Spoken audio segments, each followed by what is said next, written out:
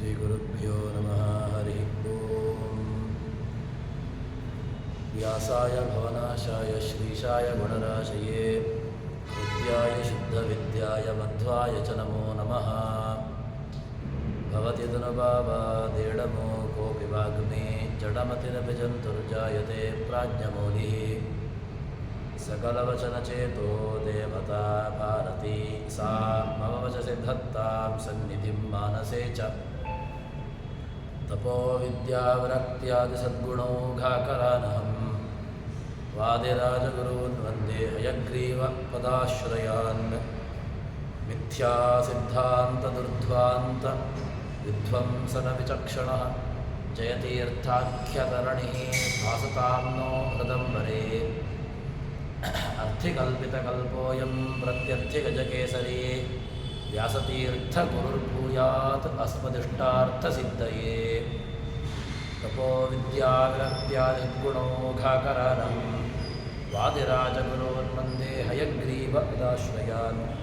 ब्रह्मचर्यहरिप्रीतिसुविद्यावादशालिनः इष्टदान् कष्टहर्तॄन्नः विद्यामान्यान् मुनीन् नुमः। श्रीगुरुभ्यो नमः। हरिः ओम्।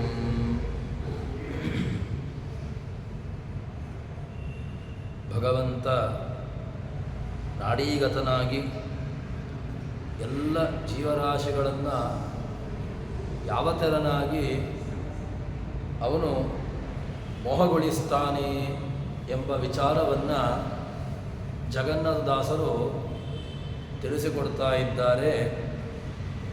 ಭಗವಂತ ಏಕಾತ್ಮರೂಪನಾಗಿ ದೇಹದಲ್ಲಿ 72,000 ನಾಡಿಗಳು, 36,000 ಎಂಬುದಾಗಿ ಎರಡು ಬಲ ಹಾಗೂ ಎಡಭಾಗದಲ್ಲಿ ತಿಳಿದುಕೊಂಡು ಎರಡು ವಿಭಾಗದಲ್ಲಿ ಭಗವಂತ 72,000 ನಾಡೀಗತನಾಗಿ ಭಗವಂತ ಇರ್ತಾನೆ.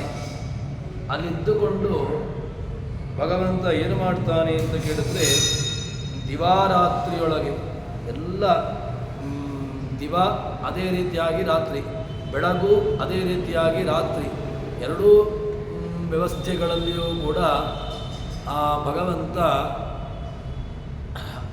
ಜೀವರಾಶಿಗಳನ್ನು ಪಾಲನೆಯನ್ನು ಮಾಡುತ್ತಾನೆ. ಹೀಗೆ ಇದ್ದುಕೊಂಡು ಇದು ಒಳಗಿರತಕ್ಕಂತಹ ಏಕಾತ್ಮ ಎಂಬಂತಹ ರೂಪ ಎಂಬುದಾಗಿ ಹೇಳುತ್ತಾರೆ. ತತ್ವಂ ತತ್ವವಿದೇಕಾತ್ಮ ಅಂತ ಮಹಾಭಾರತದಲ್ಲಿ, ಅಂದರೆ ಸಹಸ್ರನಾಮ ಭಗವಂತನಿಗೆ ಕೊಡುವಂತಹ ಹೆಸರು ಏನು ಅಂತ ಕೇಳಿದ್ರೆ ಏಕಾತ್ಮ ಅಂತ. ಅಂತಹ ಆ ಏಕಾತ್ಮ ರೂಪ ಎಲ್ಲ ಕಡೆಗಳಲ್ಲಿ ಇದ್ದುಕೊಂಡು ಅನಂತ ರೂಪಗಳಿಂದ ಅವನೇ ಎಲ್ಲವನ್ನೂ ಕೂಡ ಮಾಡ್ತಾನೆ. ಏಕೋ ನೈಕಃ ಸವಕ್ಕಾಕ್ಯಂ ಯತ್ತತ್ ಪದವನುತ್ತಮಂ ಅಂತ ಹೇಳಿಕೊಂಡು ಏಕಃ ನೈಕಃ, ಭಗವಂತ ಏಕನೂ ಹೌದು ಅನೇಕನೂ ಹೌದು ಎಂಬುದಾಗಿ ಅದೇ ವಿಷ್ಣು ಸಹಸ್ರನಾಮ ಭಗವಂತನಿಗೆ ನಾಮವನ್ನು ಹೇಳ್ತದೆ. ಅದಾದ ಮೇಲೆ ಮುಂದೆ ಜಗನ್ನಾಥದಾಸರು ಒಂದು ದೊಡ್ಡ ಸಂಗತಿಯನ್ನು ಹೇಳ್ತಾರೆ.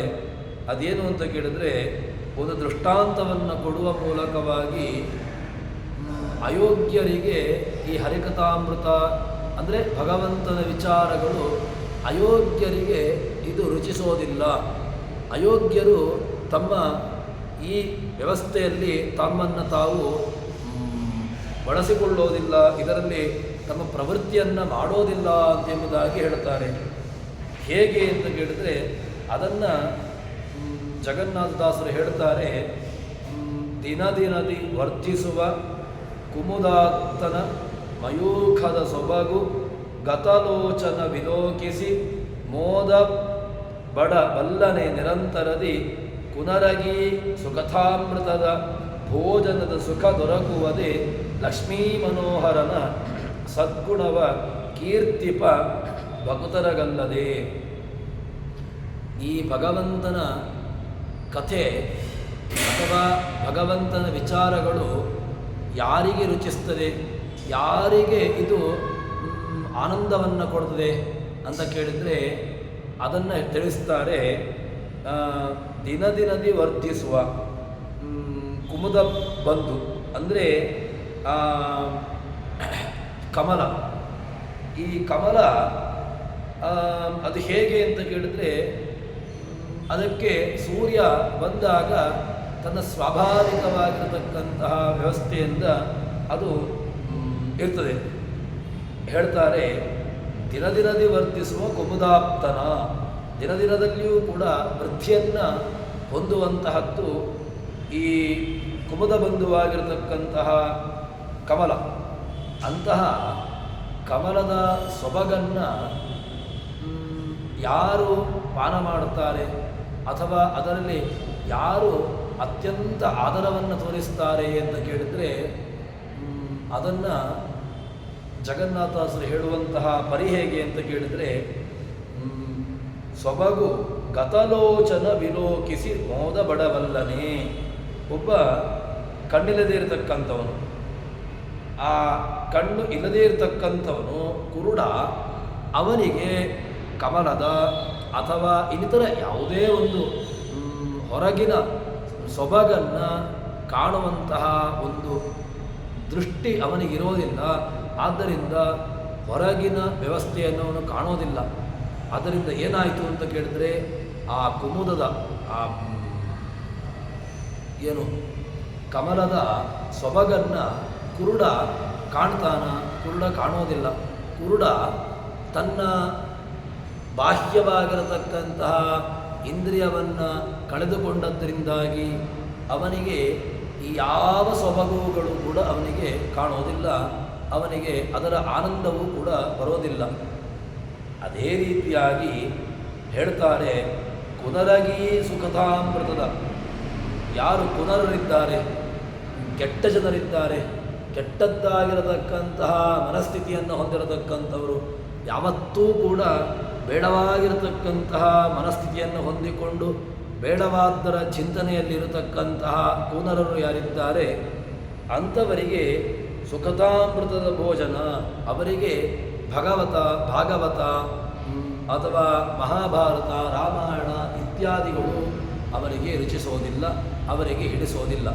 ಅವರು ಏನು ಮಾಡ್ತಾರೆ, ತಮ್ಮ ಈ ಭಗವಂತನ ವಿಚಾರದಲ್ಲಿ, ಭಗವಂತನ ಕಥೆಯಲ್ಲಿ, ಭಗವಂತನ ಒಂದು ಏನು ಕಥೆಯನ್ನು, ಅವನ ಲೀಲೆಯನ್ನು ಹೇಳುವಂತಹ ಬೇರೆ ಬೇರೆ ಗ್ರಂಥಗಳಿದೆ. ಅದರಲ್ಲಿ ತಾವು ಯಾವತ್ತೂ ಕೂಡ ಮನಸ್ಸನ್ನು ಇಡೋದಿಲ್ಲ. ಅದಕ್ಕೆ ದೃಷ್ಟಾಂತ ಏನು ಅಂತ ಕೇಳಿದ್ರೆ ಇದೆ. ಕೆಟ್ಟ ಕಣ್ಣೇ ಇಲ್ಲದಿರತಕ್ಕಂಥವನು ಬಾಹ್ಯವಾಗಿರತಕ್ಕಂತಹ ಸೌಂದರ್ಯವನ್ನು ನೋಡಲಿಕ್ಕೆ ಸಾಮರ್ಥ್ಯ ಇದೆಯೋ ಇಲ್ಲ, ಅವನಿಗೂ ಕೂಡ ಬಾಹ್ಯವಾಗಿರತಕ್ಕಂತಹ ಕಣ್ಣನ್ನು ಕಳೆದುಕೊಂಡಿದ್ದಾನೆ.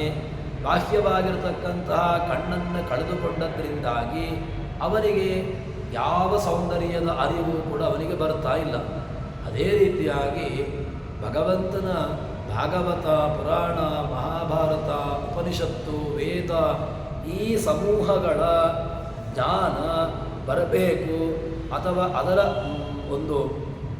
ಅದರಲ್ಲಿ ತಾನು ಆಸಕ್ತಿಯನ್ನು, ವಿಶೇಷವಾಗಿರತಕ್ಕಂತಹ ಪ್ರವೃತ್ತಿಯನ್ನು ಮಾಡುವವನು ಏನು ಮಾಡ್ತಾನೆ ಅಂತ ಕೇಳಿದರೆ, ಅವನು ಭಗವಂತನ ವಿಚಾರದಲ್ಲಿ, ಭಾಗವತದಲ್ಲಿ ತನ್ನ ಒಳ್ಳೆಯ ಆಸಕ್ತಿಯನ್ನು ನೀಡುವ ಮೂಲಕವಾಗಿ ತಾನು ವಿಶೇಷವಾಗಿರತಕ್ಕಂತಹ ಭಗವಂತನ ಕಥಾ ಅಥವಾ ಇನ್ನಿತರ ಇದರಲ್ಲಿ ತನ್ನ ಮನಸ್ಸನ್ನು ಇಟ್ಟುಕೊಳ್ತಾನೆ.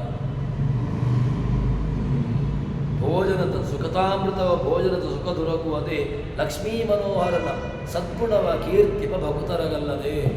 ಭಗವಂತನ ಕಥಾಮೃತವನ್ನು ಯಾರು ಕೀರ್ತನೆ ಮಾಡ್ತಾರೆ, ಅದನ್ನು ಯಾರು ಸ್ತೋತ್ರ ಮಾಡ್ತಾರೆ, ಅದನ್ನು ಯಾರು ನಿತ್ಯದಲ್ಲಿಯೂ ಕೂಡ ಅನುಸಂಧಾನ ಮಾಡಿಕೊಳ್ತಾರೆ, ಅಂಥವರಿಗೆ ಈ ಸುಖತಾಮೃತದ ಭೋಜನದ ಸುಖ ಅವರಿಗೆ ದೊರಕೋದಿಲ್ಲ ಅಂತ ಹೇಳುತ್ತಾರೆ. ಅಂದರೆ ಏನು ಅಂತ ಕೇಳಿದರೆ, ಈ ಭಗವಂತನ ವಿಚಾರಗಳು ನಾಡೀಗತವಾಗಿರತಕ್ಕಂತಹ ನಾಡಿಯಲ್ಲಿ ಭಗವಂತ ಯಾವ ರೀತಿಯಾಗಿ ಇದ್ದಾನೆ, ಇದರಲ್ಲಿ ಯಾವ ರೀತಿಯಾಗಿರತಕ್ಕಂತಹ ಅವನ ವ್ಯಾಪಾರಗಳು, ಇದೆಲ್ಲವನ್ನು ಕೂಡ ತಿಳಿದುಕೊಳ್ಳುವುದಕ್ಕೆ ಏನು ಬೇಕು? ಭಗವಂತನನ್ನು ಕೇಳುವಂತಹ, ಭಗವಂತನನ್ನು ಕಾಣುವಂತಹ ಪುರಾಣಗಳ ಹಿನ್ನೆಲೆ ಬೇಕು. ಅದಕ್ಕೋಸ್ಕರ ಸೂರ್ಯನ ಬೆಳಕು, ಚಂದ್ರನನ್ನು ನೋಡುವುದು ಅದು ಆಹ್ಲಾದ. ಸೂರ್ಯನನ್ನು ನೋಡಲಿಕ್ಕಾಗೋದಿಲ್ಲ. ಯಾಕೆ? ಅವನ ಬೆಳಕು ತುಂಬ ತೀಕ್ಷ್ಣವಾಗಿರತಕ್ಕಂತಹದ್ದು. ಚಂದ್ರನ ಬೆಳಕು ಹಾಗಲ್ಲ. ಚಂದ್ರ ಅವನು ಆಹ್ಲಾದವನ್ನು ಕೊಡುವವನು. ಆಹ್ಲಾದೆ ಅಂತ ಧಾತು. ಚಂದ್ರನ ಕಿರಣ ಅದು ಆಹ್ಲಾದವನ್ನು ಕೊಡುವಂತಹದ್ದು, ತುಂಬ ಒಂದು ಆನಂದದಾಯಕವಾಗಿರತಕ್ಕಂತಹದ್ದು. ಆದ್ದರಿಂದ ಚಂದ್ರನ ದರ್ಶನ ವಿಶೇಷವಾಗಿ ಇರತಕ್ಕಂತಹದ್ದು. ಹೀಗೆ ಆ ಚಂದ್ರನ ದರ್ಶನ ಅಥವಾ ಚಂದ್ರನ ಕಾಂತಿಯ ದರ್ಶನ ಆಗುವುದು ಯಾವಾಗ? ಅದಕ್ಕೆ ಬಾಹ್ಯವಾಗಿರತಕ್ಕಂತಹ ಕಣ್ಣಿನ ಅವಶ್ಯಕತೆ ಇದೆ. ಹೊರಗಿನ ಬಾಹ್ಯವಾಗಿರತಕ್ಕಂತಹ ಸೌಂದರ್ಯದ ಒಂದು ಅರಿವು ಬರಬೇಕು. ಭಗವಂತನ ಸೃಷ್ಟಿಯಾದಿಗಳ ಅರಿವು ಬರಬೇಕು ಅಂತಾದರೆ ಅದಕ್ಕೆ ಮುಖ್ಯವಾಗಿ ಏನು ಬೇಕು ಅಂತಾಯಿತು? ಅವನಿಗೆ ಬೇಕಾಗಿರತಕ್ಕಂತಹದ್ದು, ಮುಖ್ಯವಾಗಿ ಬೇಕಾಗಿರತಕ್ಕಂತಹದ್ದು ಆ ಕಣ್ಣು. ಆ ಕಣ್ಣು ಇದ್ದಾಗ ಅವನಿಗೆ ಚಂದ್ರನ ಕಾಂತಿ, ಚಂದ್ರನ ಆಹ್ಲಾದಕತ್ವದ ಒಂದು ಆನಂದದ ಅನುಭವ ಆಗ್ತದೆ. ಅದೇ ರೀತಿಯಾಗಿ ಇಲ್ಲಿ ಈ ವ್ಯವಸ್ಥೆಯಲ್ಲಿ ಭಗವಂತನ ಕಥಾಮೃತದ, ಭಗವಂತನ ವಿಚಾರಗಳು, ಭಗವಂತನ ಅದ್ಭುತವಾಗಿರತಕ್ಕಂತಹ ಲೀಲೆಗಳು, ಇದರ ಅರಿವು ಬರಬೇಕು, ಇದರ ಅರಿವು ಗೊತ್ತಾಗಬೇಕು ಅಂತಾದರೆ ಅವನಿಗೆ ಏನು ಬೇಕು ಅಂತ ಕೇಳಿದ್ರೆ ಅವನಿಗೆ ಕಾಣತಕ್ಕಂತಹ ಕಣ್ಣು. ಅದು ಯಾವುದು? ಆ ಕಣ್ಣು ಇರುವಂತಹದ್ದು ಶಾಸ್ತ್ರಗಳು. ಆ ಶಾಸ್ತ್ರಗಳ ಮೂಲಕವಾಗಿ ಅವನು ಅದರ ಆನಂದವನ್ನು ಪಡೆದುಕೊಳ್ಳುತ್ತಾನೆ. ಆದ್ದರಿಂದ ಈ ಎಲ್ಲ ವಿಚಾರಗಳನ್ನು, ಭಗವಂತನ ಆ ಕಥಾಮೃತದ ವಿಚಾರಗಳು ಮೂರ್ಖನಿಗೆ ಅರಿವಾಗ್ತದ ಅಂತ ಕೇಳಿದ್ರೆ, ಮೂರ್ಖನು ಯಾವತ್ತೂ ಕೂಡ ಅದರಲ್ಲಿ ತನ್ನ ಪ್ರವೃತ್ತಿಯನ್ನೇ ಮಾಡೋದಿಲ್ಲ. ಭಗವಂತನ ವಿಚಾರವಾಗಿ ತಾನು ಕೇಳಬೇಕು, ಭಗವಂತನನ್ನು ನೋಡಬೇಕು ಎಂಬ ಗೋಜಿಗೆ ಅವನು ಹೋಗೋದಿಲ್ಲ. ಮತ್ತು ಯಾವ ರೀತಿಯಾಗಿ ದೃಷ್ಟಾಂತ? ಕಣ್ಣಿಲ್ಲದವನು ಹೊರಗಿನ ಬಾಹ್ಯವಾಗಿರತಕ್ಕಂತಹ ಸೌಂದರ್ಯದ ಅರಿವಿಲ್ಲದವನಂತೆ ಅಂತ ಹೇಳ್ತಾರೆ. ಭೋಜನದ ಸುಖ ದೊರಕುವುದೇ ಲಕ್ಷ್ಮೀ ಮನೋಹರನ ಸದ್ಗುಣವ ಕೀರ್ತಿವ ಭಕುತರಗಲ್ಲದೆ. ಭಗವಂತನ ಗುಣಗಳನ್ನು, ಭಗವಂತನ ಅದ್ಭುತವಾಗಿರತಕ್ಕಂತಹ ಕೀರ್ತಿಗಳನ್ನು, ಕೀರ್ತನೆಗಳನ್ನು ಹೇಳಬೇಕು, ಅದನ್ನು ಅನುಸಂಧಾನ ಮಾಡಬೇಕು. ನಾಡೀಗತನಾಗಿರತಕ್ಕಂತಹ ಭಗವಂತನ ವಿಶೇಷವಾಗಿರತಕ್ಕಂತಹ ಅರಿವನ್ನು ತಾನು ಬರೆಸಿಕೊಳ್ಳಬೇಕು. ಅಂತಹ ನಾಡೀಗತವಾಗಿರತಕ್ಕಂತಹ, ನಾಡಿಯಲ್ಲಿ ಸನ್ನಿಹಿತವಾಗಿರತಕ್ಕಂತಹ ಜಾಹ್ನವಿ ಗಂಗೆ, ಅಂತಹ ಗಂಗೆಯಲ್ಲಿ ನಿತ್ಯದಲ್ಲಿಯೂ ಕೂಡ ಸ್ನಾನವನ್ನು ಮಾಡಬೇಕು. ಸ್ನಾನ ಮಾಡುವುದು ಹೇಗೆ? ಅದರ ಚಿಂತನೆಯನ್ನು ನಡೆಸುವ ಮೂಲಕವಾಗಿ ತಾನು ಗಂಗೆಯ ಸ್ನಾನದಲ್ಲಿ, ಗಂಗೆಯಲ್ಲಿ ಮಿಂದಂತೆ ತಾನು ಪುಣ್ಯವನ್ನು ಪಡೆದುಕೊಳ್ಳಬೇಕು ಎಂಬುದಾಗಿ ಹೇಳುತ್ತಾರೆ. ಇಂತಹ ಒಂದು ದೊಡ್ಡ ದೃಷ್ಟಾಂತವನ್ನು ನೀಡುವ ಮೂಲಕವಾಗಿ ಕುರುಡನಿಗೆ ಭಗವಂತ ಬೇಕಾಗಿಲ್ಲ ಅಂದರೆ ಕುರುಡನಿಗೆ ಬಾಹ್ಯವಾಗಿರತಕ್ಕಂತಹ ಸೌಂದರ್ಯದ ಅರಿವಿರೋದಿಲ್ಲ. ಅದೇ ರೀತಿಯಾಗಿ ಯಾರು ಮೂರ್ಖನಿದ್ದಾನೆ, ಯಾರು ಭಗವಂತನನ್ನು ತಿಳ್ಕೊಳ್ಳಿಕ್ಕೆ ಪ್ರವೃತ್ತಿಯನ್ನೇ ಮಾಡೋದಿಲ್ಲ, ಅಂಥವನಿಗೂ ಕೂಡ ಭಗವಂತ ತನ್ನನ್ನು ತಾನು ಕಾಣಸಿಗೋದಿಲ್ಲ ಎಂಬುದಾಗಿ ಒಂದು ಜಗನ್ನಾಥದಾಸರು ನಮಗೆ ದೊಡ್ಡ ಎಚ್ಚರಿಕೆಯನ್ನು ಕೊಡುತ್ತಾರೆ. ನಾವು ಯಾವುದನ್ನೋ ಸುಖ ಅಂತ ಹೇಳಿಕೊಂಡು ಆ ಸುಖದ ಹಿಂದೆ ಬಿದ್ದಿದ್ದೇವೆ. ಯಾವುದು ವಾಸ್ತವಿಕ ಒಂದು ಸಣ್ಣ ಚಿಂತನೆಯಲ್ಲಿಯೂ ಕೂಡ ಅದರ ಚಿಂತನೆಯ ಗೋಜಿಗೂ ನಾವು ಕೂಡ ಹೋಗ್ತಾ ಇಲ್ಲ. ಯಾವುದು ವಾಸ್ತವಿಕವಾಗಿರತಕ್ಕಂತಹ ಆನಂದ ಅಂತ ಹೇಳಿದರೆ ಏನು? ಆನಂದದ ಡೆಫಿನೇಷನ್ ಯಾವುದು? ನಮಗೆ ನೈಜವಾದಂತಹ ಆನಂದ ಅಥವಾ ಯಾವುದು ನೈಜವಾದಂತಹ ಆನಂದವನ್ನು ಕೊಡುವಂತಹ ಚಿಂತನೆಯನ್ನು ಸಣ್ಣ ಮಟ್ಟಿಗೂ ಕೂಡ ಮಾಡದೆ ನಾವು ಏನು ಮಾಡ್ತಾ ಇದ್ದೇವೆ ಅಂತ ಕೇಳಿದ್ರೆ ಏನೋ ಒಂದು ನಮ್ಮದೇ ಆಗಿರತಕ್ಕಂತಹ ಆಲೋಚನೆಯಲ್ಲಿ ನಾವಿದ್ದೇವೆ.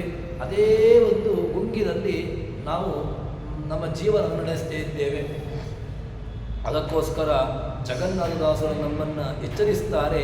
ಭಗವಂತನನ್ನು ಕಾಣುವುದಕ್ಕೋಸ್ಕರವಾಗಿ ಭಗವಂತನನ್ನು ಕಾಣಬೇಕು ಅಂತಾದರೆ ಅದಕ್ಕೆ ಏನು ಬೇಕು ಅಂತ ಕೇಳಿದ್ರೆ ಲಕ್ಷ್ಮೀ ಮನೋಹರನ ಸದ್ಗುಣವ ಕೀರ್ತಿ, ಭಗವಂತನ ಗುಣಗಳ ಕೀರ್ತನೆ, ಭಗವಂತನ ಗುಣಗಳ ಅನುಸಂಧಾನ, ಅದನ್ನು ನಮ್ಮ ಜೀವನದಲ್ಲಿ ಅಳವಡಿಸಿಕೊಳ್ಳುವಂತಹದ್ದೇ ಅತ್ಯಂತ ಮುಖ್ಯವಾಗಿರತಕ್ಕಂತಹದ್ದು, ಅತ್ಯಂತ ಅವಶ್ಯಕವಾಗಿರತಕ್ಕಂತಹದ್ದು ಎಂಬುದಾಗಿ ಇಲ್ಲಿ ಜಗನ್ನಾಥದಾಸರು ಹೇಳುತ್ತಾರೆ. ಅದಾದ ಮೇಲೆ ಮುಂದೆ ಜಗನ್ನಾಥದಾಸರು ಈ ತನುವಿನೊಳಗಿಹವು ಓತಪ್ರೋತ ರೂಪದಿ ನಾಡಿಗಳು ಪುರುಹೂತ ಮುಖರು ಇಲ್ಲಿಹರು ತಮ್ಮಿಂದಧಿಕರೊಳಗೂಡಿ ಭೀತಿಗೊಳಿಸುತ್ತಾ ದಾನವರ ಸಂಘಾತ ನಾಮಕ ಹರಿಯ ಗುಣ ಸಂಪ್ರೀತಿಯಲ್ಲಿ ಸದುಪಾದನ ಗೈವತಲಿ ಮೋದಿಪರು. ದೇಹದಲ್ಲಿ ಯಾರೆಲ್ಲ ಇದ್ದಾರೆ ಅಂತ ಕೇಳಿದ್ರೆ ಹೇಳ್ತಾರೆ, ದೇಹದಲ್ಲಿ ಇದ್ದಾರೆ ಓತಪ್ರೋತ ರೂಪದಿ ನಾಡಿಗಳು. ಈ ದೇಹದಲ್ಲಿ 36,000 ಅಂತ ಹೇಳಿಕೊಂಡು 72,000 ನಾಡಿಗಳನ್ನು ಹೇಳಿದ್ದೇವೆ. ಅವುಗಳು ಒಂದಕ್ಕೊಂದು ಹೆಣೆದುಕೊಂಡು ಒಂದಕ್ಕೊಂದು ಸಂಬಂಧವನ್ನು ಪಡೆದುಕೊಂಡು ಈ ದೇಹದಲ್ಲಿ ನಾಡಿಗಳು ಇವೆ. ಆ ನಾಡಿಗಳನ್ನು ಅಲ್ಲಲ್ಲಿ ಇರಿಸಿದವನು, ಅಲ್ಲಲ್ಲಿ ಅದರ ಕಾರ್ಯವನ್ನು ಮಾಡಿಸ್ತಾ ಇರುವವನು ಯಾರು ಅಂತ ಕೇಳಿದ್ರೆ ಆ ಭಗವಂತ. ಓತಪ್ರೋತವಾಗಿ ಆ ನಾಡಿಗಳು ಅಲ್ಲಿದ್ದುಕೊಂಡು ತಮ್ಮ ಕಾರ್ಯವನ್ನು ನಿರ್ವಹಣೆ ಮಾಡುವಂತೆ ಮಾಡುತ್ತಾ ಇರುವವನು ಆ ಭಗವಂತ. ಹೇಳ್ತಾರೆ, ಈ ತನುವಿನೊಳಗಿಹವು ಓತಪ್ರೋತ ರೂಪದಿ ನಾಡಿಗಳು ಪುರೋಹೂತ ಮುಖ. ಯಾರು? ದೇವತೆಗಳು, ಇಂದ್ರಾದಿ ದೇವತೆಗಳು ಇಲ್ಲಿದ್ದಾರೆ. ಇಂದ್ರಾದಿ ಅಮರರು, ಈ ಇಂದ್ರಾದಿ ದೇವತೆಗಳು ಯಾರ ಜೊತೆಗಿದ್ದಾರೆ ಅಂತ ಕೇಳಿದ್ರೆ ತಮಗಿಂತ ಅಧಿಕರಾದಂತಹ ದೇವತೆಗಳು. ಮುಖ್ಯವಾಗಿ ನಮಗೆ ಆ ದೇವತಾ ವ್ಯವಸ್ಥೆಯನ್ನು ಭಗವಂತ ದೇಹದಲ್ಲಿ ಯಾರ ಜೊತೆಗಿದ್ದಾನೆ ಅಂತ ಕೇಳಿದರೆ ನಾಡೀಗತನಾಗಿ ಆ ನಾಡಿಯಲ್ಲಿ ಅಭಿಮಾನಿ ದೇವತೆಗಳಿದ್ದಾರಂತೆ. ಆ ನಾಡಿಯಲ್ಲಿ ಅಭಿಮಾನಿ ದೇವತೆಗಳು ಈ ನ್ಯಾಮಕತ್ವೇನ ಇದ್ದಾರೆ. ಅದರಲ್ಲಿ ಪುರುಹೂತ ಇಂದ್ರಾದಿ ದೇವತೆಗಳು ಇಲ್ಲಿದ್ದಾರೆ. ಆ ಇಂದ್ರಾದಿ ದೇವತೆಗಳು ಇಲ್ಲಿದ್ದಾರೆ. ಏನು ಮಾಡುತ್ತಾ ಇದ್ದಾರೆ ಅಂತ ಕೇಳಿದ್ರೆ ದಾನವರನ್ನು ಭೀತಿಗೊಳಿಸುತ್ತಾ ಅವರು ಆಸುರಿ ವ್ಯವಸ್ಥೆಯನ್ನು ಭಯಪಡಿಸ್ತಾ ಇದ್ದಾರೆ. ಆಸುರಿ ಶಕ್ತಿ ಈ ದೇಹಕ್ಕೆ ಪ್ರವೇಶವನ್ನು ಮಾಡಬಾರದು. ಆಸುರಿ ಶಕ್ತಿಗಳು ದೇಹದಲ್ಲಿ ತಮ್ಮ ಕಾರ್ಯವನ್ನು ಮಾಡಬಾರದು ಎಂಬಂತಹ ದೃಷ್ಟಿಯಿಂದಾಗಿ ಆ ದೇಹದಲ್ಲಿ ಭಗವಂತ ದೇವತೆಗಳನ್ನು ಇರಿಸಿದ್ದಾನೆ. ಅವರವರ ಕಾರ್ಯವನ್ನು ಮಾಡಿಸ್ತಾ ಇದ್ದಾನೆ. ಸಂಘಾತ ನಾಮಕನಾಗಿರತಕ್ಕಂತಹ ಭಗವಂತ ಅಂತಹ ಆ ಸಂಘಾತ. ಏನು ಸಂಘಾತ ಅಂತ ಕೇಳಿದ್ರೆ ಸಮ್ಯಕ್ ಘಾತಯತಿ. ಐತರೇಯ ಭಾಷ್ಯದಲ್ಲಿ ಸಂಘಾತ ಅಂತ ಶಬ್ದಕ್ಕೆ ಅರ್ಥವನ್ನು ಹೇಳ್ತಾರೆ.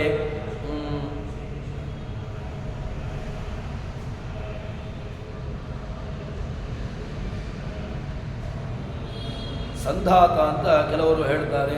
ಆದರೆ ಸಂಧಾತ ಅಂತ ಹೇಳಿದಾಗ ಇದರಲ್ಲಿ ದೇಹದಲ್ಲಿ ಉದ್ದ ಅಗಲ ಕೆಲವೊಂದಷ್ಟು ನಾಡಿಗಳು ಉದ್ದವಾಗಿವೆ, ಇನ್ನೊಂದಷ್ಟು ಕೆಲವು ನಾಡಿಗಳು ಅಡ್ಡವಾಗಿವೆ. ಎಲ್ಲ ನಾಡಿಗಳು ಹೇಗೆ ಬಟ್ಟೆ ಆಗಬೇಕು ಅಂತಾದರೆ ಬಟ್ಟೆ ಒಂದೇ ರೀತಿಯಾಗಿ ಬಟ್ಟೆಯನ್ನು ಹೆಣೆದರೆ ಅದು ಬಟ್ಟೆ ಅಂತ ಆಗೋದಿಲ್ಲ. ಬಟ್ಟೆಯಲ್ಲಿ ನೂಲನ್ನು ಏನು ಮಾಡಬೇಕು? ಕೆಲವು ನೂಲುಗಳನ್ನು ಅಡ್ಡಕ್ಕೆ, ಕೆಲವು ನೂಲುಗಳನ್ನು ಉದ್ದಕ್ಕೆ, ಇನ್ನು ಕೆಲವು ನೂಲುಗಳನ್ನು ಹೀಗೆ ಕೋರೆಯ ರೀತಿಯಲ್ಲಿ ಅದನ್ನು ಹೆಣೆಯಬೇಕು. ಹೆಣೆದಾಗ ಅದೊಂದು ಬಟ್ಟೆ ಅಂತ ಅನಿಸಿಕೊಳ್ತದೆ. ಅದೇ ರೀತಿಯಾಗಿ ಜಗತ್ತು ಓತಪ್ರೋತವಾಗಿದೆ. ಯಾರಲ್ಲಿ ಹೆಣೆದುಕೊಂಡಿದೆ? ಭಗವಂತನಲ್ಲಿ ಹೆಣೆದುಕೊಂಡುಂಟು. ಅದೇ ರೀತಿಯಾಗಿ ಈ ನಾಡಿಗಳು ಕೂಡ ನಾಡೀಗತವಾಗಿರತಕ್ಕಂತಹ ಭಗವಂತ, ಅದರಲ್ಲಿ ನಿಯಾಮಕರಾಗಿರತಕ್ಕಂತಹ ಇಂದ್ರಾದಿ ಅಮರರು ಇದ್ದಾರೆ. ಅವರು ಏನು ಮಾಡ್ತಾ ಇದ್ದಾರೆ ಅಂತ ಕೇಳಿದ್ರೆ ಸಂಧಾತ ಅಂತ ಅದನ್ನು ಹೇಳ್ತಾರೆ.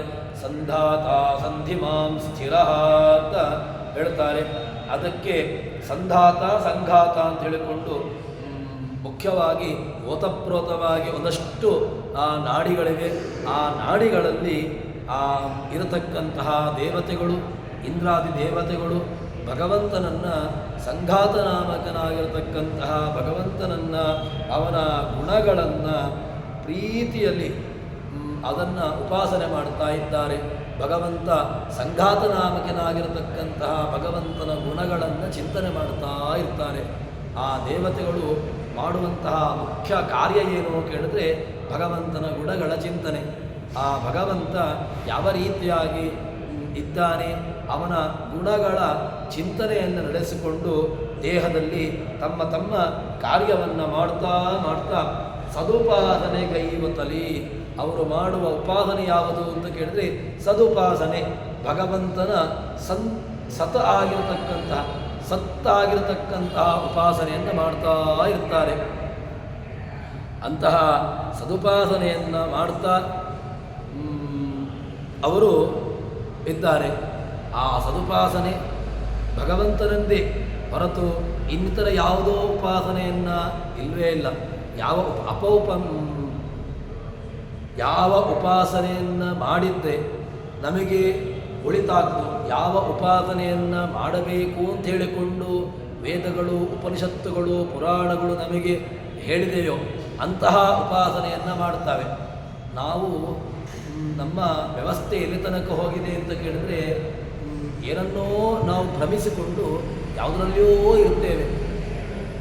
ಹೇಗೇಗೋ ಉಪಾಸನೆಯನ್ನು ಮಾಡುವಂತಹದ್ದು, ಹೇಗೇಗೋ ಇರುವಂತಹದ್ದು, ಇದೆಲ್ಲವೂ ಕೂಡ ಮನುಷ್ಯನ ಕೆಲವೊಂದಷ್ಟು ಪ್ರಖ್ಯಾತಿಗೋಸ್ಕರವಾಗಿ, ಹೆಸರಿಗೋಸ್ಕರವಾಗಿ, ಅಥವಾ ತನಗೇನೋ ಹೆಸರು ಬರಬೇಕು, ತಾನು ದೊಡ್ಡ ವ್ಯಕ್ತಿಯಾಗಬೇಕು ಅಂತ ಹೇಳಿಕೊಂಡು ಏನೇನೋ ಹೇಗೇಗೋ ಉಪಾಸನೆಯನ್ನು ಮಾಡ್ತಾನೆ. ಆದರೆ ಉಪಾಸನೆ ಅಂತ ಹೇಳಿದರೆ ಅದು ಸದುಪಾಸನೆ ಆಗಬೇಕು. ಸದುಪಾಸನೆ ಆಗಬೇಕು ಅಂತ ಹೇಳಿದ್ರೆ ಅದಕ್ಕೆ ಭಗವಂತನ ಚೆನ್ನಾಗಿರತಕ್ಕಂತಹ ರೂಪೋಪಾಸನೆ. ಭಗವಂತ ಯಾವ ರೀತಿಯಾಗಿ ಈ ದೇಹದಲ್ಲಿ ನಿಯಾಮಕನಾಗಿದ್ದಾನೆ, ದೇಹದಲ್ಲಿ ಯಾವ ಯಾವ ರೀತಿಯಾಗಿರತಕ್ಕಂತಹ ಕ್ರಿಯೆಗಳನ್ನು ಮಾಡ್ತಾನೆ ಎಂಬುದನ್ನೆಲ್ಲವನ್ನು ಕೂಡ ಚೆನ್ನಾಗಿ ಅರಿತುಕೊಂಡು ಅದನ್ನು ಮಾಡಬೇಕು, ಉಪಾಸನೆ ಮಾಡಬೇಕು ಅಂತ ಹೇಳ್ತಾರೆ. ಈ ಓತಪ್ರೋತವಾಗಿ ಅಂತ ಹೇಳಿದ್ರೆ ಚೆನ್ನಾಗಿರತಕ್ಕಂತಹ ಪರಮ ಅಂತಹ ಸಂಘಾತನಾಮಕನಾಗಿರತಕ್ಕಂತಹ ಭಗವಂತ, ಅಂತಹ ಸಂಘಾತನಾಮಕನಾಗಿರತಕ್ಕಂತಹ ಭಗವಂತನ ಉಪಾಸನೆಯನ್ನು ದೇವತೆಗಳು ಮಾಡ್ತಾರೆ. ಅಂತಹ ದೇವತೆಗಳು ಆ ಭಗವಂತನ ಗುಣಗಳನ್ನು, ಅವನ ವಿಶಿಷ್ಟವಾಗಿರತಕ್ಕಂತಹ ಕ್ರಿಯೆಗಳು ನಮಗೆ ಒಂದು ಸಣ್ಣ ಚಿಂತನೆಯೂ ಕೂಡ ನಮಗೆ ಬರೋದಿಲ್ಲ. ನಾವು ಆಚಾರ್ಯರು ನಮಗೆ ಕೊಟ್ಟಿರತಕ್ಕಂತಹ ಉಪಾಸನೆ ಯಾವುದು ಅಂತ ಕೇಳಿದ್ರೆ ಮಾಡಲೇಬೇಕಾಗಿರತಕ್ಕಂತಹ ಉಪಾಸನೆ ಯಾವುದು ಅಂತ ಕೇಳಿದ್ರೆ ಅಣುಭಾಷೆಯಲ್ಲಿ ನಮಗೆ ನಿಯಮವನ್ನು ಮಾಡ್ತಾರೆ. ನಾರಾಯಣಂ ಗುಣೈ ಸರ್ವೇ ಹೃದಯಂ ದೋಷವರ್ಜಿತಂ ಅಂತ ಹೇಳಿಕೊಂಡು ಸಚ್ಚಿದಾನಂದ ಆತ್ಮೀತಿ ಮಾನುಷೈಸು ಸುರೇಶ್ವರೈ ಯಥಾಕ್ರಮಂ ಬಹುಗುಣೈ ಬ್ರಹ್ಮಣಾತು ಅಖಿಲೈರ್ಗುಣೈ ಉಪಾಸ್ಯ. ಬ್ರಹ್ಮಣಾತು ಅಖಿಲೈ ಗುಣೈ ಉಪಾಸ್ಯ ಕಹ. ಬ್ರಹ್ಮಣಾತು ಬ್ರಹ್ಮದೇವರು ಮಾತ್ರ ಏನು ಮಾಡ್ತಾರೆ, ಅವನ ಅನಂತವಾಗಿರತಕ್ಕಂತಹ ಗುಣಗಳನ್ನು ಉಪಾಸನೆ ಮಾಡ್ತಾರೆ. ಅವನ ಅದ್ಭುತವಾಗಿರತಕ್ಕಂತಹ ಗುಣಗಳನ್ನು ಚಿಂತನೆ ಮಾಡ್ತಾರೆ. ಅವನ ಸಾಮಾನ್ಯವಾಗಿರತಕ್ಕಂತಹ ಗುಣಗಳನ್ನು ಸತ್ ಚಿತ್ ಆನಂದ ಆತ್ಮ ಅಂತ ಹೇಳಿಕೊಂಡು ಅವನ ಉಪಾಸನೆಯನ್ನು ಮಾಡ್ತಾರೆ. ಆದರೆ ಮಾನುಷೈರು ಸುರೇಶ್ವರಿ, ಸುರೇಶ್ವರರು ಕೂಡ ದೇವತೆಗಳು ಕೂಡ ಈ ಗುಣಗಳನ್ನು ಉಪಾಸನೆ ಮಾಡಲೇಬೇಕು. ಆದರೆ ಯಥಾಕ್ರಮಂ ಬಹುಗುಣೈ ನಾವು ಮಾತ್ರ ಉಪಾಸನೆ ಮಾಡೋದು ಹೇಗೆ ಅಂತ ಕೇಳಿದರೆ ಯಥಾಕ್ರಮ ನಮ್ಮದು ಯೋಗ್ಯತೆ ಉಂಟು ಅಂತಾದರೆ ಸತ್ ಸತ್ ಇಲ್ಲಿ ಸಾತ್ ಈ ಯಾ ಸತ್ಯ ಅಂತ ಹೇಳಿದಾಗ ಭಗವಂತನಲ್ಲಿ ಅಲ್ಲಿ ತುಂಬ ಅರ್ಥವನ್ನು ಹೇಳಲಿಕ್ಕೆ ಬರ್ತದೆ. ಭಗವಂತನನ್ನು ಸತ್ಯ ಅಂತ ಹೇಳ್ತಾರೆ. ಸತ್ ಸಾತ್ ಈ ಯಾ ಇಲ್ಲಿ ಇಷ್ಟು ಶಬ್ದಗಳಿದೆ. ಸತ್ ಇತಿ ಸತ್ ಅಂತ ಹೇಳಿದರೆ ನಿರ್ದಿಷ್ಟ, ತ್ ಈ ನಿರ್ದಿಷ್ಟ ಸುಖ, ಮತ್ತು ನಿರ್ದಿಷ್ಟ ಸುಖ ನಿರ್ದಿಷ್ಟ ಆನಂದ. ಇದು ಭಗವಂತನನ್ನು ಸತ್ ಈ ಯಾ ಈ ನಿರ್ದಿಷ್ಟ ಸುಖ ನಿರ್ದಿಷ್ಟ ಆನಂದ ನಿರ್ದಿಷ್ಟವಾಗಿರತಕ್ಕಂತಹದ್ದು ಎಲ್ಲವೂ ಕೂಡ ನಿರ್ದಿಷ್ಟ. ಅಂತಹ ನಿರ್ದಿಷ್ಟರಾಗಿರತಕ್ಕಂತಹ ಭಗವಂತನನ್ನು ಉಪಾಸನೆ ಮಾಡಬೇಕು ಅಂತ ಆಯಿತು. ಅಂತಹ ನಿರ್ದಿಷ್ಟರಾಗಿರತಕ್ಕಂತಹ ಗುಣಗಳ ಉಪಾಸನೆ ಯಾರು ಮಾಡ್ತಾರೆ? ಸತ್ ಈ ಯಾ ಸತ್ಯ ಸಚ್ಚಿದಾನಂದ ಆತ್ಮ ಆತ್ಮೇತಿ ಪರಮೇತ್ಮೇತಿ. ಆತ್ಮ ಅಂತ ಹೇಳಿದರೆ ಯಾರು?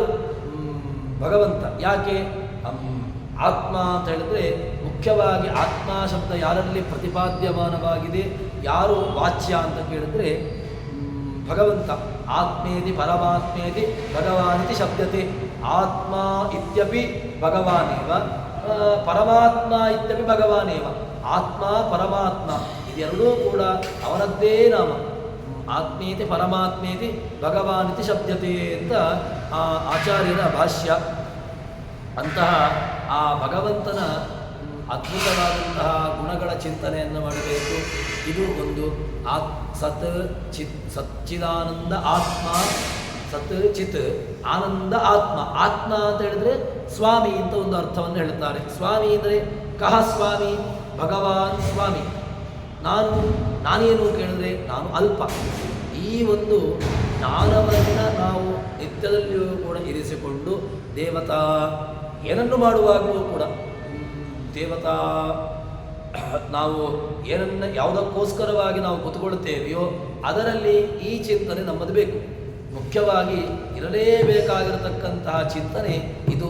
ಇಂತಹ ಚಿಂತನೆಯನ್ನು ಇರಿಸಿಕೊಂಡು ನಾವು ಉಪಾಸನೆ ದೇವತಾ ಒಂದು ಚಿಂತನೆಯನ್ನು ನಡೆಸಬೇಕು ಎಂಬುದಾಗಿ ನಮಗೆ ಜಗನ್ನಾಥದಾಸರು ಹೇಳ್ತಾರೆ. ಈ ಉಪಾಸನೆಯಿಂದಾಗಿ ಏನಾಗ್ತದೆ? ಉಪಾಸನೆಯಿಂದಾಗಿ ಪರಮ ಸತ್ಪುರುಷಾರ್ಥವ ಕೊಡುವುದು.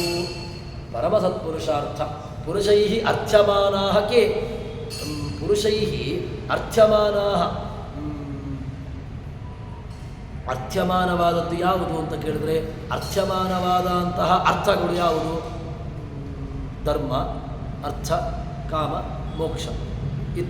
ಅತ್ರ ಧರ್ಮಾರ್ಥ ಕಾಮ ಮೋಕ್ಷೇಶು ಕಿಂ ಉತ್ತಮಂ. ಅದರಲ್ಲಿ ಉತ್ತಮವಾದ್ದು ಯಾವುದು? ಅದರಲ್ಲಿ ಅರ್ಥ್ಯಮಾನವಾದದ್ದು ಯಾವುದು? ಕೇಳಲೇಬೇಕಾಗಿರತಕ್ಕಂತಹದ್ದು ಯಾವುದು ಅಂತ ಕೇಳಿದರೆ ಅದು ಮೋಕ್ಷ. ಯಾರೇನನ್ನೋ ಕೇಳುತ್ತಾರೆ, ಕೇಳುವುದಕ್ಕೆ ಯಾವುದನ್ನು ಕೇಳಬೇಕು ಅಂತಹದ್ದನ್ನು ಕೇಳಬೇಕು. ಅಂತಹ ಕೇಳಬೇಕಾಗಿರತಕ್ಕಂತಹ ಗುಣ ಅದು ಮೋಕ್ಷ. ಆ ಮೋಕ್ಷವನ್ನು ಕೊಡ್ತಾನೆ ಭಗವಂತ ಅಂತ ಹೇಳ್ತಾರೆ. ಸರಿ, ಅದಾದ ಮೇಲೆ ಮುಂದೆ ಭಗವಂತ ಅಗೋಚರನಾಗಿದ್ದಾನೆ ಅಂತ ಹೇಳ್ತಾರೆ. ಜ್ಞಾನಕ್ಕೆ ಅವನು ತಿಳ್ಕೊಳ್ಳುವುದು ಹೇಗೆ ಅಂತ ಕೇಳಿದ್ರೆ ಅವನನ್ನು ತಿಳ್ಕೊಳ್ಬೇಕು ಅಂತಾದರೆ ತುಂಬ ಅದು ಗೋಚರದಲ್ಲ, ಅಗೋಚರ. ಹಾಗಾದರೆ ಅಗೋಚರನಾಗಿರ್ತಕ್ಕಂಥವನು ಕಾಣುವುದು ಹೇಗೆ? ಅವನನ್ನು ಕಾಣುವ ಬಗೆ ಹೇಗೆ ಅಂತ ಕೇಳಿದರೆ ಕಾಣುವ ಬಗೆಯನ್ನು ನಮಗೆ ಹೇಳ್ತಾರೆ. ಜಲಕುಕ್ಕುಟ ಖೇಟ ಜೀವನ ಕಡೇವರಗಳು ಒಳಗಿರ್ದು ಕಾಣಿಸಿಕೊಳ್ಳದೆ ತತ್ತದ್ರೂಪ ತತ್ತನ್ನಾಮಗಳಿಂದ ಕರೆಸುತ್ತಲಿ ಜಲರುಹೇಕ್ಷಣ ವಿವಿಧ ಕರ್ಮಗಳುನದಿರದೆ ತಾ ಮಾಡಿ ತತ್ತತ್ ಫಲಗಳುನದೆ ಸಂಚರಿಸುವನು ನಿತ್ಯ ಸುಖಪೂರ್ಣ. ಭಗವಂತ ಎಂಥವನು ಕೇಳಿದ್ರೆ ನಿತ್ಯ ಸುಖಪೂರ್ಣ. ಇದು ಭಗವಂತನ ದೊಡ್ಡ ಗುಣ. ಭಗವಂತ ಏನು? ಭಗವಂತ ಯಾರು? ನಿತ್ಯ ಸುಖ ಪೂರ್ಣ. ಇದು ನಾವು ಒಂದೊಂದನ್ನು ಕೂಡ ಪ್ರತ್ಯೇಕ ಇಟ್ಟುಕೊಳ್ಳುವ. ಭಗವಂತ ಯಾರು ಕೇಳಿದ್ರೆ ನಿತ್ಯ. ಯಾರು ನಿತ್ಯರು? ನಿತ್ಯ ಯಾರೂ ಇಲ್ಲ. ನಿತ್ಯನಾಗಿರ್ತಕ್ಕಂಥವಲ್ಲ. ಜೀವರು ನಿತ್ಯರಲ್ವ? ಜೀವರಿಗೆ ನಾಶ ಇಲ್ಲಲ್ವ? ಜೀವರು ನಿತ್ಯರಾದ್ದರಿಂದಾಗಿ ಅವರು ಯಾವತ್ತೂ ಇರುವವರು. ಅವರು ಕೂಡ ಭಗವಂತನಂತೆ ಆಗಿಬಿಡ್ಬೋದಲ್ವ ಅಂತ ಹೇಳಿದರೆ, ಜೀವನ ನಿತ್ಯತ್ವ ಬೇರೆ, ಭಗವಂತನ ನಿತ್ಯತ್ವ ಬೇರೆ. ಯಾಕೆ? ಭಗವಂತನ ನಿತ್ಯತ್ವದಲ್ಲಿ ಅವರು ನಿತ್ಯರೇ ಹೌದು, ಆದರೆ ಭಗವಂತ ನಿತ್ಯ ಯಾಕೆ? ನಿತ್ಯೋ ನಿತ್ಯಾನಾಂ ಚೇತನಶ್ಚೇತನಾನಾಂ. ನಿತ್ಯವಾಗಿರತಕ್ಕಂತಹ ಪದಾರ್ಥಗಳಿಗೆ ನಿತ್ಯತ್ವವನ್ನು ನೀಡಿ ನಿತ್ಯಾಧರಿಸಿಕೊಂಡವನು. ನಿತ್ಯೋ ನಿತ್ಯಾನಾಂ ಚೇತನಶ್ಚೇತನಾನಾಂ. ಚೇತನ ಪದಾರ್ಥಗಳಿಗೆ ಚೈತನ್ಯವನ್ನು ಕೊಟ್ಟು ಚೈತನ್ಯ ನಾಮಕನಾಗಿರತಕ್ಕಂಥವನು ಅವನು. ಆದ್ದರಿಂದ ಅವನು ಚೈತನ್ಯ ಹೇಳ್ತಾರೆ. ಈಗ ಇಲ್ಲಿ ಹೇಳ್ತಾರೆ, ಜಲಕುಕ್ಕುಟ ಖೇಟ ಜೀವರ. ಭಗವಂತ ಎಲ್ಲಿದ್ದಾನೆ? ಭೂಚರ ಖೇಚರ, ಭೂಚರಾ ಖೇಚರಾಶ್ಚೈವ. ಭಗವಂತ ಎಲ್ಲ ಕಡೆಗಳಲ್ಲೂ ಕೂಡ ಅಸ್ಮಿನ್ ಭುವಿ ಸಂಚರಂತಿ ಖೇ ತೇ ಸರ್ವೇ ಭೂಚರಾ. ಅಸ್ಮಿನ್ ಭುವಿ ಖೇ ಸಂಚರಂತಿ ತಸ್ಮಿನ್ ಭಗವಾನ್ ವರ್ತತೆ ಅತಃ ಭೂಚರಾ. ಭಗವಂತ ಭೂಮಿಯಲ್ಲಿದ್ದುಕೊಂಡು ಕೆಲವರನ್ನು ಉದ್ಧಾರ ಮಾಡ್ತಾನೆ. ಅದಾದಮೇಲೆ ಖಂ ಸಂಚರಂತಿ, ಖೇ ಸಂಚರಂತಿ. ಭಗವಂತ ಖೇ ಖೇ ಅಂತ ಹೇಳಿದರೆ ಯಾರು? ಖ ಶಬ್ದಕ್ಕೆ ಆಕಾಶ ಅಂತ ಅರ್ಥ. ಖಂ ಅಂತಹ ಖ ಆಕಾಶದಲ್ಲಿ ಸಂಚಾರವನ್ನು ಮಾಡುವಂತಹ ಹಕ್ಕಿಗಳಲ್ಲಿಯೂ ಕೂಡ ಭಗವಂತನಿರ್ತಾನೆ. ಅಷ್ಟಾದ ಮೇಲೆ ಜಲ ಕುಕ್ಕುಟ, ಎಲ್ಲ ಭೂಚರ ಜಲಚರ ಗಗನಚರ ಎಲ್ಲ ಜೀವರಾಶಿಗಳಲ್ಲಿ ಒಳಗಿದ್ದುಕೊಂಡು ಭಗವಂತ ಏನು ಮಾಡ್ತಾನೆ? ಕಾಣಿಸಿಕೊಳ್ಳದೆ. ನಮ್ಮಲ್ಲಾದರೂ ಕೂಡ ನಾನು ಮಾಡಿದೆ, ನನಗೊಂದು ಹೆಸರು ಬೇಕು ಅಂತ ಉಂಟು. ನಮಗೆ ನಮ್ಮದ್ದಾಗಿರತಕ್ಕಂತಹ ಏನೋ ಒಂದು ಸಿಗಲಿಲ್ಲ, ಅಥವಾ ನಮಗೆ ಪ್ರಸಿದ್ಧಿ ಸಿಗಲಿಲ್ಲ, ಅಥವಾ ನನ್ನದನ್ನು ಏನೋ ನಾನು ತೋರಿಸಿಕೊಡಲಿಲ್ಲ ಅಂತಾದರೆ ಆವಾಗ ಏನಾಗ್ತದೆ ಅಂತ ಕೇಳಿದ್ರೆ ಒಳಗಿನಂಥ ಒಂದು ದುಃಖದ ಅನುಭವ ಆಗ್ತದೆ. ಆದರೆ ಭಗವಂತ ಎಂಥವನು ಅಂತ ಕೇಳಿದ್ರೆ, ಈ ಎಲ್ಲ ಯಾವುದಕ್ಕೂ ಕೂಡ ಇಷ್ಟೆಲ್ಲ ಜಗತ್ತನ್ನು ಮಾಡಿದ್ದಾನೆ. ಭಗವಂತ ಎಲ್ಲಿಯೂ ಕೂಡ ತನ್ನ ಹೆಸರನ್ನು ಹಾಕಿಕೊಳ್ಳಿಲ್ಲ. ಜಗತ್ತನ್ನು ಸೃಷ್ಟಿ ಮಾಡಿರತಕ್ಕಂತಹ ಭಗವಂತ ಎಲ್ಲಿಯಾದರೂ ಕೂಡ ತನ್ನ ಹೆಸರನ್ನು ಹಾಕ್ಕೊಂಡಿದ್ದಾನ ಕೇಳಿದರೆ ಇಲ್ಲವೇ ಇಲ್ಲ. ಆದರೆ ಭಗವಂತನನ್ನು ನಾವು ನೋಡಿ ಇದನ್ನು ಅರ್ಥ ಮಾಡಿಕೊಳ್ಳಬೇಕು. ಒಂದೊಂದು ಪಾಠವನ್ನು ನಮಗೆ ಭಾಗವತ ಹೇಳ್ತದೆ. 24 ಗುರುಗಳು ನನಗೆ 24 ರೀತಿಯಾಗಿರತಕ್ಕಂತಹ ಅನುಭವವನ್ನು ನಾನು ಕಲಿತುಕೊಂಡೆ. 24 ವಿಧವಾಗಿರತಕ್ಕಂತಹ ಗುರುಗಳು ನನಗೆ ಸಿಕ್ಕಿದ್ದರು ಅಂತ.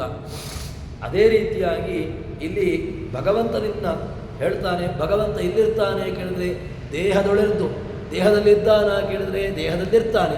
ಆದರೆ ಕಾಣಿಸಿಕೊಳ್ಳದೆ ಯಾರಿಗೂ ಕೂಡ ಅನುಭವಕ್ಕೆ ಬರ್ತಾನೆ, ಕಾಣಿಸಿಕೊಳ್ಳೋದಿಲ್ಲ. ಭಗವಂತ ಅಗೋಚರನಾಗಿರ್ತಾನೆ. ಅಂತಹ ಅಗೋಚರನಾಗಿದ್ದುಕೊಂಡು ಹೇಗಿರ್ತಾನೆ? ತತ್ತದ್ರೂಪ ತತ್ತನ್ನಾಮದಲ್ಲಿ. ಭಗವಂತ ತತ್ತಚ್ಛಕ್ತಿ ಪ್ರಬೋಧಯನ್ ಏಕಏವ ಮಹಾಶಕ್ತಿ ಕುರುತೆ ಸರ್ವಮಂಜಸ. ಅಂಜಸಾ ಕರ್ಮ ಕುರುತೆ. ಚೆನ್ನಾಗಿ ಮಾಡುವುದು ಅವರೊಬ್ಬರೇ. ಮತ್ತು ನಾವೆಲ್ಲ ಮಾಡುವುದು ಎಂಥದ್ದು ಕೇಳಿದರೆ ಅರ್ಧಂಬರ್ಧವೇ. ನಮ್ಮಲ್ಲಿ ಎಲ್ಲರೂ ಕೂಡ ಅವರು ಇವರು ಅಂತಿಲ್ಲ, ಎಲ್ಲರೂ ಕೂಡ ಮಾಡುವಂತಹ ಕಾರ್ಯಗಳು ಅದು ಅರ್ಧಂಬರ್ಧ. ಆದರೆ ಭಗವಂತ ಪೂರ್ಣ. ಯಾಕೆ ಅವನು ಪೂರ್ಣವಾಗಿ ಯಾಕೆ ಮಾಡ್ತಾನೆ ಕೇಳಿದರೆ ಅವನು ಪೂರ್ಣ ಅಲ್ವಾ? ಪೂರ್ಣನಾಗಿರ್ತಕ್ಕಂಥವನು ತಾನೇ ಪೂರ್ಣತೆಯನ್ನು ಮಾಡಲಿಕ್ಕೆ ಸಾಧ್ಯ. ಆದ್ದರಿಂದ ಅಂತಹ ಪೂರ್ಣನಾಗಿರ್ತಕ್ಕಂತಹ ಭಗವಂತ ಎಲ್ಲವನ್ನೂ ಕೂಡ ಮಾಡ್ತಾನೆ. ಅಂತಹ ಪೂರ್ಣನಾಮನಾಗಿರ್ತಕ್ಕಂತಹ ಭಗವಂತ ತದ್ರೂಪನಾಮಗಳಿಂದ, ಆಯಾ ರೂಪ ಆಯಾ ನಾಮಗಳಿಂದ ಅದರಿಂದ ವಾಚ್ಯನಾಗಿದ್ದಾನೆ. ವಾಚ್ಯನಾಗಿದ್ದುಕೊಂಡು ಜಲರುಹೇ ಕ್ಷಣ ವಿವಿಧ ಕರ್ಮಗಳ ಜಲರುಹೇ ಕ್ಷಣ. ಅವಂತಹ ಭಗವಂತ ಮಾಡಿ ಕರ್ಮಗಳನ್ನು ಅನುದಿನದಿ ಬೇರೆ ಬೇರೆ ಕರ್ಮಗಳನ್ನು ಮಾಡಿಸ್ತಾನೆ.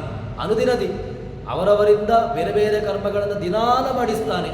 ಕೆಲವರಿಂದ ನಡೆದುಕೊಂಡು ಹೋಗ್ತಾನೆ, ಕೆಲವರಿಂದ ಪ್ರದಕ್ಷಿಣೆಯನ್ನು ಭರಿಸ್ತಾನೆ, ಇನ್ನು ಕೆಲವರಿಂದ ಏನೋ ಕೆಲಸವನ್ನು ಮಾಡಿಸ್ತಾನೆ, ಪಾಠವನ್ನು ಮಾಡಿಸ್ತಾನೆ, ಅಥವಾ ಪಾಠವನ್ನು ತೆಗೆದುಕೊಳ್ತಾನೆ. ಎಲ್ಲ ಕರ್ಮಗಳು ಕೂಡ ಅವನೇ ಮಾಡುವುದು, ಮಾಡಿಸ್ತಾನೆ. ದತ್ತದ್ದಿನ ಅವನು ಮಾಡಿಸಿ ವಿವಿಧ ಕರ್ಮಗಳನ್ನು ಮಾಡಿ ತತ್ತತ್ ಫಲಗಳುನ್ನದೇ ಉಣ್ಣದೆ ಮತ್ತು ಅದರಿಂದ ಅದರ ಫಲವನ್ನು ತಾನು ತಿಂತಾನ ಕೇಳಿದ್ರೆ ಇಲ್ಲ, ಮಾಡಿದ್ದುಣ್ಣೋ ಮಹಾರಾಯ ಅಲ್ಲ ಭಗವಂತ. ಯಾಕೆ? ಭಗವಂತ ಮಾಡ್ತಾನೆ, ಮಾಡಿದ್ದನ್ನು ತಿಂತಾನ ಕೇಳಿದರೆ ತಿನ್ನುವ ಪ್ರಾರಬ್ಧವನಿಗೆ ಯಾಕೆ? ನಾವಾದರೂ ಕೂಡ ಅಡಿಗೆ ಮಾಡಿದ್ದನ್ನು ನಾವೇ ತಿನ್ನಬೇಕು. ಅದನ್ನು ಖಾರ ಜಾಸ್ತಿ ಆದರೂ ತಿನ್ನಬೇಕು, ಹುಳಿ ಜಾಸ್ತಿ ಆದರೂ ತಿನ್ನಬೇಕು, ಉಪ್ಪು ಕಮ್ಮಿ ಆದರೂ ತಿನ್ನಬೇಕು, ಏನು ಮಾಡಿದರೂ ನಾವು ಮಾಡಿದರೆ ನಾವೇ ತಿನ್ನಬೇಕು. ಭಗವಂತ ಹಾಗೆ ತಾನು ಮಾಡಿದ್ದನ್ನು ತಿನ್ನಬೇಕಾ ಕೇಳಿದರೆ ತಿನ್ನುವ ಪ್ರಾರಬ್ಧ ಅವನಿಗಿಲ್ಲ. ಭಗವಂತ ಅವನು ಅದ್ಭುತ. ಅವನು ನಾವು ಚಿಂತನೆ ಮಾಡುವಂತಹ ಯಾವ ಈ ಸಾಮಾನ್ಯವಾಗಿರತಕ್ಕಂತಹ ರೀತಿಗೆ ಎಟಕುವನಲ್ಲ ಅವನು. ಆದ್ದರಿಂದ ಅಂತಹ ಭಗವಂತ ತತ್ತತ್ ಫಲಗಳು ಉಣದೆ ತಾನು ಇರ್ತಾನೆ.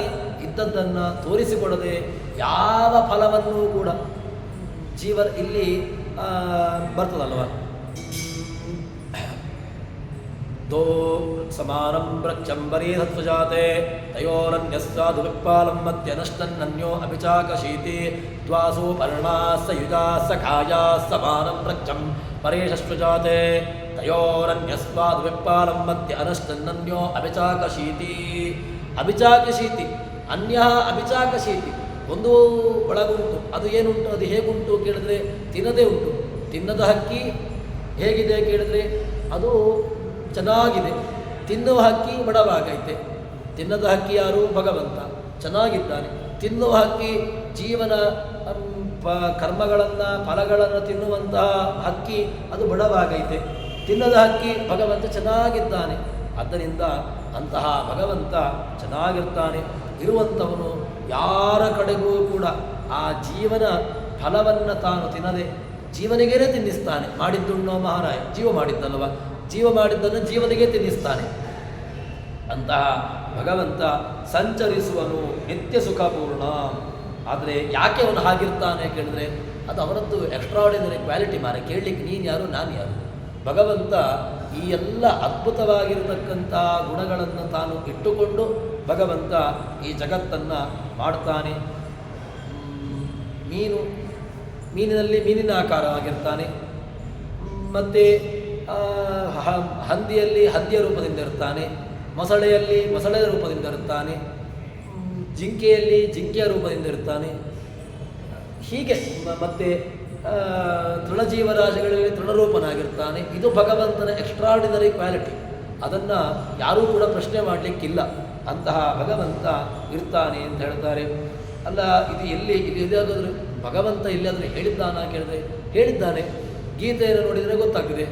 ನಾವು ಗೀತೆಯನ್ನು ಮುಟ್ಲೇ ಇಲ್ಲ, ಗೀತೆಯನ್ನು ಓದಲೂ ಇಲ್ಲ. ಗೀತೆ ಎಂಬುದು ಅದೊಂದು ಗಲಾಟೆಗೆ ಬೇಕಾಗಿರತಕ್ಕಂತಹದ್ದು ಅಂತ ಆಗಿಬಿಟ್ಟಿದೆ. ಅದು ಈ ಕುರುಕ್ಷೇತ್ರ ಪಾಂಡವರಿಗೂ ಮತ್ತು ಕೌರವರಿಗೂ ಗಲಾಟೆಯನ್ನು ತಂದಿಕೊಂಡು ಅಲ್ಲಿ ಇಬ್ಬರದ್ದು ದಾಯಾದಿಗಳ ಗಲಾಟೆಯನ್ನು ಹೇಳಿಕೊಳ್ಳುವಂತಹದ್ದು ಅಂತ ಆಗಿಬಿಟ್ಟಿದೆ. ಆದರೆ ಗೀತೆ ಅದನ್ನು ಹೇಳಲಿಕ್ಕೆ ಹೊರಟದ್ದಲ್ಲ. ವಿದ್ಯಾ ವಿನಯ ಸಂಪನ್ನೆ ಬ್ರಾಹ್ಮಣೇ ಗವಿಹಸ್ತಿನಿ ಶುನಿಚೈವ ಶ್ವಪಾಕೇತ ಪಂಡಿತಾ ಸಮದರ್ಶಿನ. ಪಂಡಿತಾ ಸಮಾನಂ ದರ್ಶಯಂತಿ ಕಂ ಭಗವಂತಂ ಭಗವತಃ ದರ್ಶನಂ ಸಮಾನಂ ಕುರುವಂತಿ. ಚೆನ್ನಾಗಿ ನೋಡ್ತಾರೆ ಅವರು. ಅವರಿಗೆ ಎಲ್ಲಿಯೂ ಕೂಡ ಎಲ್ಲಿ ದೊಡ್ಡವನಿದ್ದಾನೆ, ಇಲ್ಲಿ ಚಿಕ್ಕವನಿದ್ದಾನೆ ಇಲ್ಲವೇ ಇಲ್ಲ. ಅವರಿಗೆ ಶುನಿಚೈವ ಶುಭಾಕೇತ ಸೊಂಡಿತಾ ಸಮದರ್ಶಿನ. ನಾಯಿಯಲ್ಲಿಯೂ ಹಂದಿಯಲ್ಲಿಯೂ ಎಲ್ಲ ಕಡೆಗಳಲ್ಲೂ ಕೂಡ ಕಾಣುವಂತಹ ಭಗವಂತನಿಗೆ ಭೇದ ಉಂಟಾ ಕೇಳಿದ್ರೆ ಭೇದ ಇಲ್ಲವೇ ಇಲ್ಲ, ಚೆನ್ನಾಗಿದ್ದಾನೆ. ಅಂತಹ ಭಗವಂತನ ರೂಪವನ್ನು ಅವರು ಕಾಣ್ತಾರೆ ಅಂತ ಹೇಳ್ತಾರೆ. ಅದಕ್ಕೆ ಪರಮೇಶ್ವರ ರೂಪ, ಪರಮೇಶ್ವರ ಸ್ವರೂಪಾಣ ಸರ್ವತ್ರ ಸಾಮ್ಯ ದರ್ಶನಂ ಚಾಪರೋಕ್ಷ ಜ್ಞಾನ ಸಾಧನಂ. ಭಗವಂತನ ನಮಗೆ ಅಪರೋಕ್ಷ ಜ್ಞಾನ ಬರಬೇಕು ಅಂತಾದರೆ ಯಾವುದು ಹೇಗಿರಬೇಕು ಅಂದರೆ ಪರಮೇಶ್ವರ ಸ್ವರೂಪಾಣ ಸರ್ವತ್ರ ಸಾಮ್ಯ ದರ್ಶನಂ. ಪರಮೇಶ್ವರನ ರೂಪವನ್ನು ಎಲ್ಲ ಕಡೆಗಳಲ್ಲೂ ಕೂಡ ಸಮಾನವಾಗಿರತಕ್ಕಂತಹದ್ದೊಂದು ನೋಡುವಂತಹದ್ದೇ.